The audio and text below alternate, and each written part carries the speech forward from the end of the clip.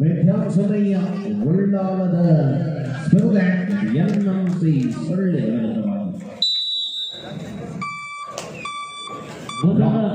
ದಾಳಿಯಲ್ಲಿ ಖಾತೆಯ ಆರಂಭವಾಗಿದೆ ವಿದ್ಯಾಸನಯ್ಯ ಶ್ರವಣ್ ಗೌಡ ಮೂಲಕ. ಇದು ರಾಕೇಶ್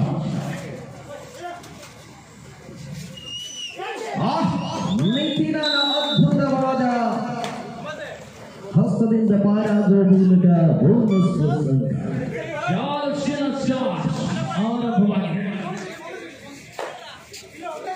ಸವಾಲು ಎರಡು ತಂಡಗಳಲ್ಲಿ ಸೆಮಿಫೈನಲ್ ಕಡೆಗೆ ಧಾವಂತ ಬಿಡುವ ಹೆಚ್ಚ.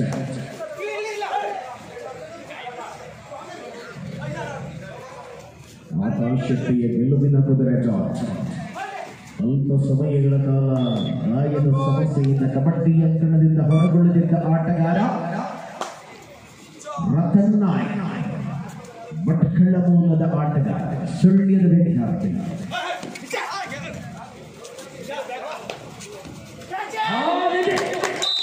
ಇದು ಆಕಾಶ್ ಶೆಟ್ಟಿಯವರ ಆಪ್ತ ಶಿಷ್ಯರಲ್ಲಿ ಬರುವ ಅದ್ಭುತವಾದಂತಹ ಹಿಡಿತದೊಂದಿಗೆ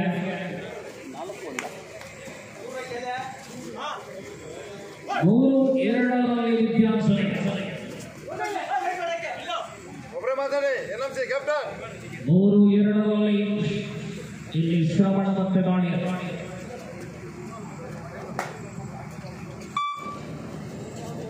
ಸದ್ಯದ ಋತುವಿನಲ್ಲಿ ಅತ್ಯಂತ ಅದ್ಭುತ ಆಟಗಾರನಾಗಿ ಕಂಗೊಳಿಸಿದ ರಾಕೇಶ ರಾಕಿ ಅಂತಿಮ ಕ್ವಾರ್ಟರ್ ಫೈನಲ್ಗಾಗಿ ಕರೆ. ಮತ್ತು ಜೊತೆ ಆಟಗಾರ ಹಿಡಿತ ಡಿಫೆನ್ಸ್ ವಿಭಾಗ ಸಾಗುತ್ತಾ ಇದೆ. 4-2 ಅಂತಿಮ ಕ್ವಾರ್ಟರ್ ಫೈನಲ್ನಲ್ಲಿ ಸೆಂಟ್ ಫಿಲೋಮಿನಾ ಕಾಲೇಜ್ ಪುತ್ತೂರು ವಿರುದ್ಧ ವಿಷ್ಣು ಫ್ರಾನ್ಸಿಸ್ ಅವರು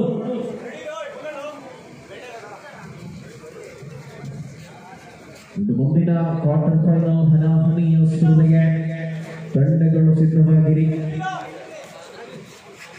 ಕರೆಗಳೆಲ್ಲ ರವಾನಿಸಿಯಾಗಿದೆ, ತಂಡಗಳ ಉಪಸ್ಥಿತಿ ಮಾತ್ರ ಬಾಕಿ ಇದೆ.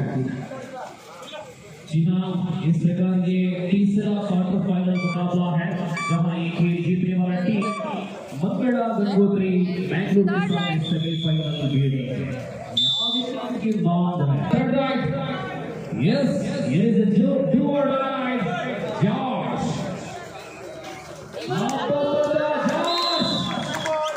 ಬಹಳಷ್ಟು ಶ್ರೇಷ್ಠ ಚಾರ್ಜ್ ಜಾರ್ಜ್ ಮೂಲಕ 2 ಅಂಕ. 4-6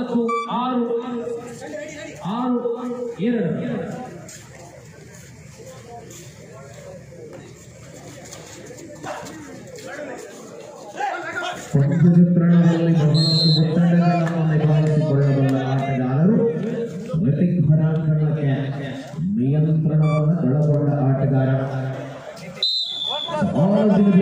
ದಾಖಲಿಸಿಕೊಳ್ತಾ ಇದೆ ಪಂದ್ಯದಲ್ಲಿ. ರತನನ ಆಟ ಆರಂಭವಾಗಿದೆ. ಮೊದಲ ಅವಧಿಯಿಂದಲೇ ಕ್ಷಿಪ್ರಗತಿಯಲ್ಲಿ ಪಾದಚಲನೆಯ ಮೂಲಕ ಬೋನಸ್ ಗಳಿಕೆ. ರತನ್ ಭಟ್ ಅವರ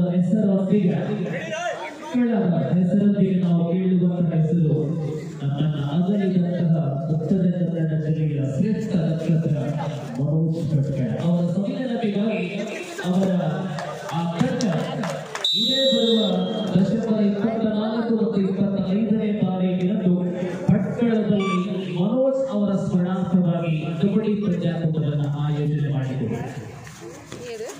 ಮುಕ್ತ ವಿಭಾಗದಲ್ಲಿ ಆಡುವ ಎಲ್ಲ ತಂಡಗಳಿಗೂ ಕೂಡ ಮುಕ್ತ ಅವಕಾಶವನ್ನು ಕಲ್ಪಿಸಿಕೊಡಲಾಗಿದೆ.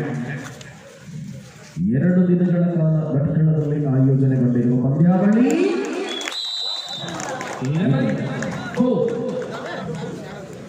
ಸುಧನ್ವ 11-4 ವಿದ್ಯಾರ್ಜನೆ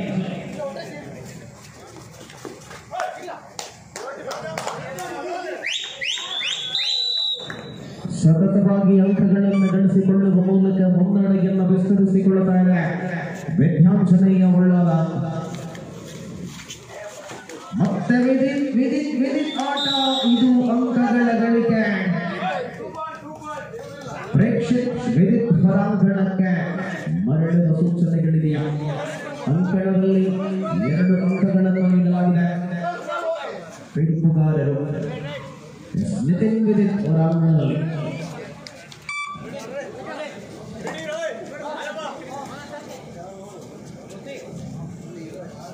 ಶ್ರವಣ ಸವಾಲುಗಳನ್ನು ಮೆಟ್ಟಿನಿಲ್ಲಬಲ್ಲ ಆಟಗಾರ, ಅವಳಿ ಅಂಕದ ಬೇಟೆ.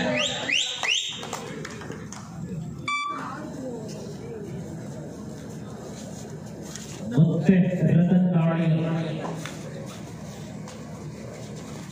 ತಂಡದ ಪ್ರಮುಖ ಆಟಗಾರ ಮಹೇಶ್ ಪ್ರಸ್ತುತ ವಿಶ್ರಾಂತಿ.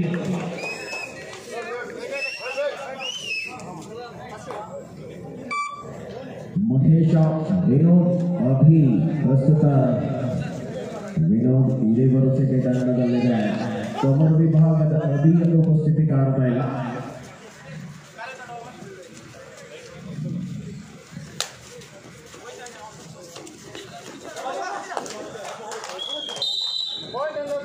ಮಹೇಶ್ ಗಾಯನ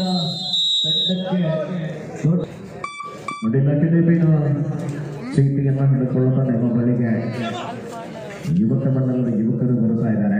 ದಯವಿಟ್ಟು ವೀಕ್ಷಕರು ಸಹಕಾರವನ್ನು ಕೊಡಿ. ಜಗನ್ನಾಥರ ಸ್ಮರಣಾರ್ಥವಾಗಿ ಆಯೋಜನೆಗೊಂಡಿರುವ ಪಂದ್ಯಾವಳಿಯಲ್ಲಿ ನಾವಿರುವ ಶ್ರವಣ್ ಮತ್ತು ದಾಳಿ. ಒಂದು ಕಾಲದಲ್ಲಿ ಕರಾವಳಿಯ ಕಬಡ್ಡಿ ರಂಗವನ್ನು ಬೆಡಬೆಡನೆ ನಡೆಸಿದಂತಹ ಅಡಗಿಸಿದಂತಹ ಇದರ ಸಹೋದರ ನಿತಿನ್ ರವರು ವಿದ್ಯಾಂಶಯ left corner.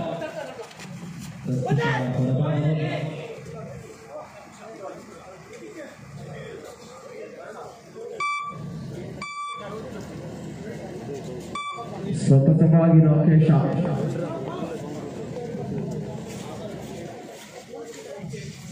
Scent Philomena college Puttur ಮತ್ತು ವಿಷ್ಣು ಫ್ರೆಂಡ್ಸ್ ಸೆವೆನು ಅಂತಿಮ ಕ್ವಾರ್ಟರ್ ಫೈನಲ್ಗಾಗಿ ನಾವುಗಳು ಸರ್ವ ಸಿದ್ಧತೆಯನ್ನು ನಡೆಸಿಕೊಳ್ಳುವಂತೆ ಮತ್ತೆ ಸೂಚನೆ. ಪ್ರತಿಷ್ಠಿತ ಪಂದ್ಯಾವಳಿಯಲ್ಲಿ ಕ್ವಾರ್ಟರ್ ಫೈನಲ್ ಹಂತದ ಸ್ಪರ್ಧೆಗಳು ಸ್ವಾಗತ ಇದೆ. ಇನ್ನೊಂದು ಕ್ವಾರ್ಟರ್ ಫೈನಲ್ ಹಂತದಲ್ಲಿ ಬಳಿಕ 4 ಸ್ಪರ್ಧೆಗಳಷ್ಟೇ ಕ್ರೀಡಾಕೂಟದಲ್ಲಿ ಬಾಕಿಯಾಗಿದೆ.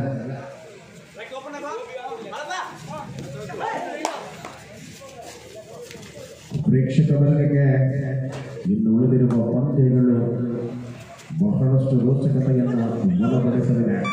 ಅಂಕಣದಲ್ಲಿ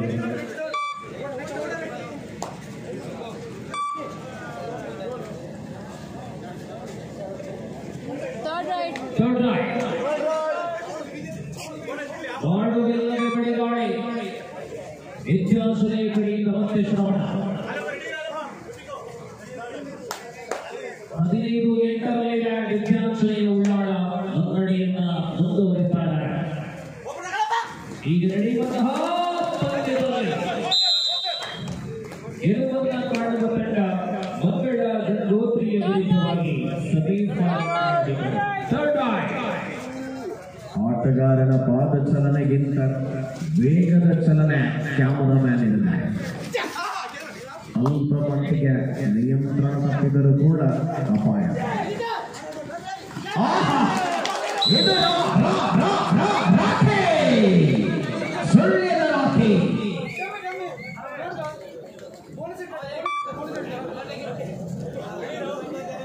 ತಿರುಗೇಟನ್ನು ನೀಡಲು ಪ್ರಾರಂಭಿಸಿದ್ದಾರೆ.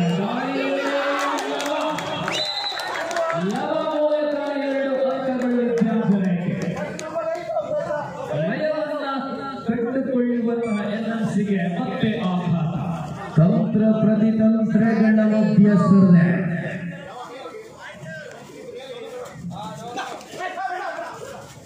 ಪ್ರತಿ ಹಂತದಲ್ಲಿ ಸವಾಲು. ಇದು ಬೆಳ್ಕಂಗಡಿಯ ಟೈರ್ ತಡಕದ ಸುಧನ್ವ ತನ್ನ ಭದ್ರ ಹಸ್ತದಲ್ಲಿ ಬಂಧಿಸಿದ ರತ್ನ. ಅಂಕಗಳು 18-10 ವ್ಯತ್ಯಾಸ.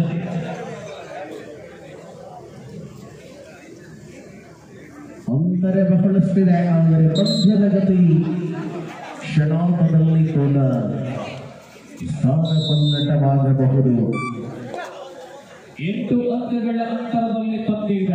ಕಳೆದ ಸ್ಪರ್ಧೆಯಲ್ಲೂ ಕೂಡ ಪಂದ್ಯದ ಮುಕ್ಕಾಲು ಭಾಗ ಕನ್ನಡ ಸರಿಸುಮಾರು 6 ಅಂಕಗಳ ಅಂತರದ ಮುನ್ನಡೆಯನ್ನು ಕಾಯ್ದುಕೊಂಡಿತ್ತು. ಅವರ ಅಂತಿಮ ಘಟ್ಟ ಅಂತಿಮ ಸರಿಸುಮಾರು 4 ನಿಮಿಷಗಳಲ್ಲಿ ಸೆಲ್ಫ್ ಔಟ್ ಆಗಿದೆ. 11-18ರಲ್ಲಿ ಮೊದಲ ಅವಧಿ ಮುಕ್ತಾಯ. 18-11.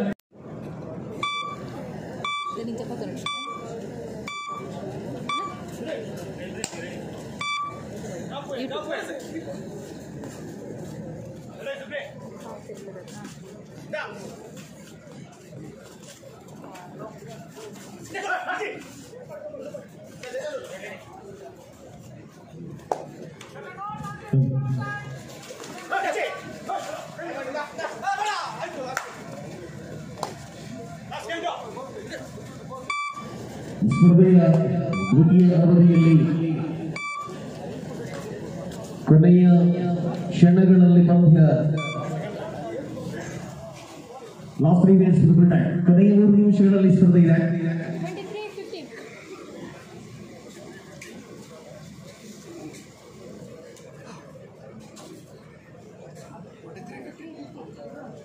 $23-15 23-15 ಮುನ್ನಡೆ.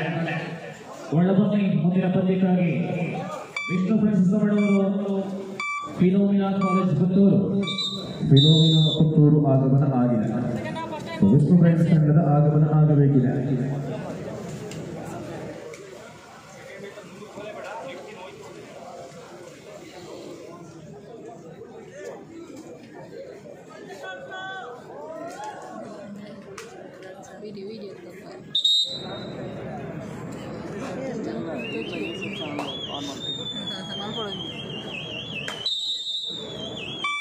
ದ್ವಿತೀಯ ಅವಧಿಯ ಅಂತಿಮ ಕ್ಷಣಗಳಲ್ಲಿ ಪಂದ್ಯ ಚಿತ್ತಾರವನ್ನು ಬದಲಿಸಿಕೊಳ್ಳುವ ನಿಲುವುಗಳಲ್ಲಿರುವ ಕೊನೆಯ 2 ನಿಮಿಷ. ಎನ್ಎಂಸಿ ಸುಳ್ಯ ಸುಧನ್ವನನ್ನ ಬೇಟೆಯಾಡಿ ಮರಳಿದ ಆಟಗಾರ.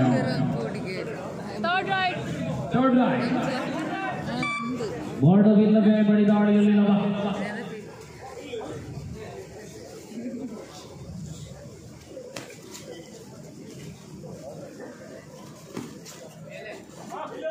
ಪರಿಣಾಮಕಾರಿ ಕಬಡ್ಡಿಯ ಅದ್ಭುತ ಸ್ಪರ್ಧೆಗಳನ್ನು ಕಾಣಬಹುದಾಗಿದೆ. ಸವನೂರಿನ ಮಣ್ಣಿನಲ್ಲಿ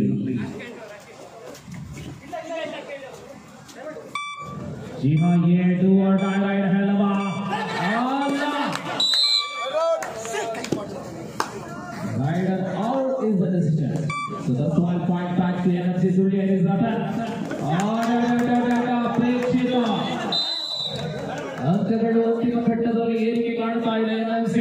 ಅಂತಿಮ ಕ್ಷಣದಲ್ಲಿ ಅಂಕಗಳ ಅಂತರ ಕಡಿಮೆಯಾಗುತ್ತಾ ಇದೆ. ಲಾಸ್ಟ್ ಮಿನಿಟ್ 23-18 23-18ರಲ್ಲಿ 5 ಅಂಕಗಳ ಅಂತರದಲ್ಲಿ ಪಂದ್ಯ ಇದೆ. ಅಂತಿಮ ನಿಮಿಷದ ಘೋಷಣೆಯಾಗಿದೆ. ಸೆಕೆಂಡುಗಳಲ್ಲಿ 5 ಅಂಕಗಳ ಕ್ರಮಿಸಲು ಸಾಧ್ಯವಾಗಿದೆ. ಒಂದು ವೇಳೆ ಎನ್ಎಂಸಿ ಕ್ರಮಿಸಿದರೆ ಪಂದ್ಯ ರೋಚಕತೆಯ ಘಟ್ಟಕ್ಕೆ ಇದು ಸಾಧ್ಯವಿಲ್ಲದ ಮಾತು ಅನ್ನುವುದನ್ನು ಶ್ರವಣ ಸಾಬೀತುಗೊಳಿಸಿದಾಗ ಸಮೀಪದ ಪುತ್ತೂರಿನ ಮಣ್ಣಿನ ಮಗ ಶ್ರವಣಗೌಡ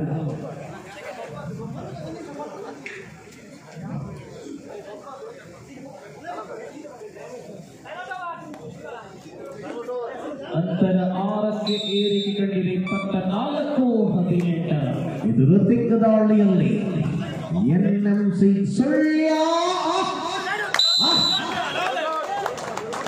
ಇದು ಬಿಳಿಯ ತಮ್ಮ ಸೋನಿತನ ತಮ್ಮವಿದೆ.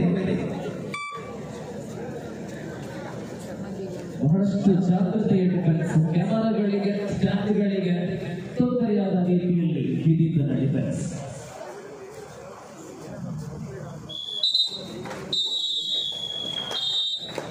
ಪಂದ್ಯ ಸಂಪನ್ನ ವ್ಯತ್ಯಾಸನೇ ಉಳ್ಳದ ಸೆಮಿಫೈನಲ್ ಪ್ರವೇಶವನ್ನು ಮಾಡುತ್ತಾನೆ.